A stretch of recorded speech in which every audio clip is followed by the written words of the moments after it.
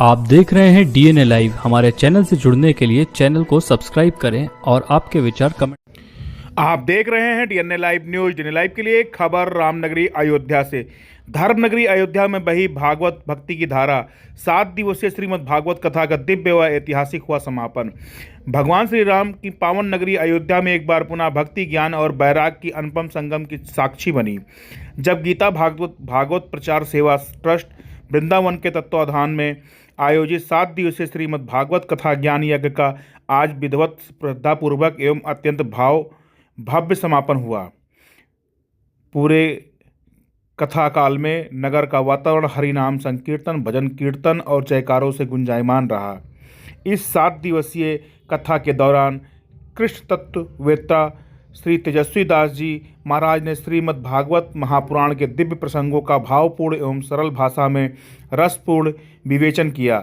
उन्होंने श्री भगवान श्री कृष्ण की बाल लीलाओं, रासलीला, गोवर्धन पूजा, भक्त प्रहलाद, ध्रुव चरित्र, परीक्षित मोक्ष एवं भक्त की मार्ग की महिमा का विस्तृत वर्णन किया। कथा श्रवण के दौरान श्रद्धालु भाव विभोर होकर कई बार अस्त्रपूरित नेत्रों से भक्ति रस में डूबते दिखाई दिए। कथा में श्री तेजस्वी दास जी महाराज ने कहा कि भागवत कथा मानव जीवन को दिशा देने वाला अमृत ग्रंथ है, जो अहंकार, द्वेष और मोह से मुक्ति दिलाकर भक्ति भेव, सेवा व प्रेम के मार्ग को अग्रसर करता है। इस अवसर पर बड़ी संख्या में पूरे देश से भक्त आए थे। देखिए क्या कुछ कहा कथा व्यास महाराज जी ने।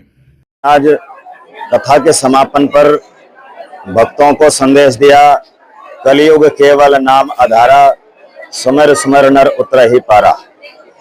भगवान राम का नाम कलयुग में भव सागर से, जन्म मरण के चक्र से पार होने का, मोक्ष की प्राप्ति का सर्वश्रेष्ठ उपाय है।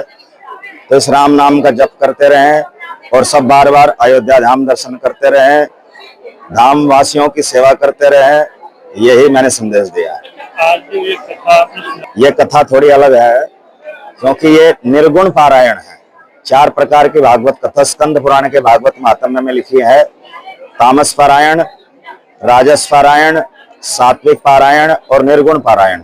जो निर्गुण पारायण कथा है, निर्गुण पारायण कथा में किसी प्रकार का प्रतिबंध या नियम बंधन नहीं होता और कर्मकांड की उसमें जो है कोई आवश्यकता नहीं रहती, केवल सीधा भगवान के तत्व ज्ञान और सत्संग पर फोकस रहता है, इसलिए अन्य कथाओं से थोड़ा अलग लगी होगी। भागवत कथा जो है हमारी एक संस्था है, कमेटी है, जीबीपीएस धाम यात्रा व कथा कमेटी वृंदावन, वह भगवान श्री हरि के धामों पर प्रतिवर्ष कथाएं आयोजित करती रहती हैं।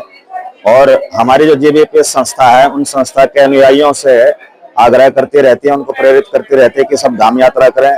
तो धाम यात्रा कमेटी के माध्यम से ही ये सब आयोजन संभव हुआ है। और इसमें यजमान जो है इस कथा के श्रीमान विनोद मंगला जी हैं, जो पानीपत से पधारे हैं। जीपीएस है क्या? जीपीएस एक संस्था है जिसकी फुल फॉर्म है गीता, जी से गीता, बी से भागवत, पी से प्रचार, एस से सेवा। गीता भागवत प्रचार सेवा ट्रस्ट वृंदावन तो एक ट्रस्ट है, एक संस्था है जो नो कंडीशन नो डिमांड की पॉलिसी पर सब जगह भागवत कथाएं करती है। विदास है और मैं राधा रानी का एक छोटा सा दास हूँ।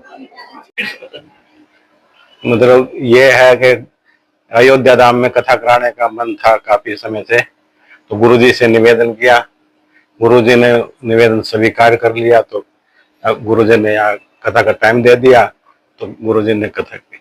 हर एक जगह हम लोगों ने कथा की, महाराज जी ने कथा की, हर जगह कथा की। अयोध्या में इस तरह किया आपको? बस धाम में बस कथा कराने का मन था काफी टाइम से, बच्चों का भी हमारा भी। तो फिर गुरुजी से निवेदन करने के बाद अयोध्या पहली बार आए हम अयोध्या पहली बार आए। राम मंदिर गए, कैसा लगा? काफी अच्छा लगा, काफी भव्य लगा। आप तक टीवी या मोबाइल में देखा था, अब जब साक्षात दिखे तो कैसी भावना प्रकट हुई आपने? बहुत अच्छा लगा जी, बहुत बढ़िया आनंद मिला।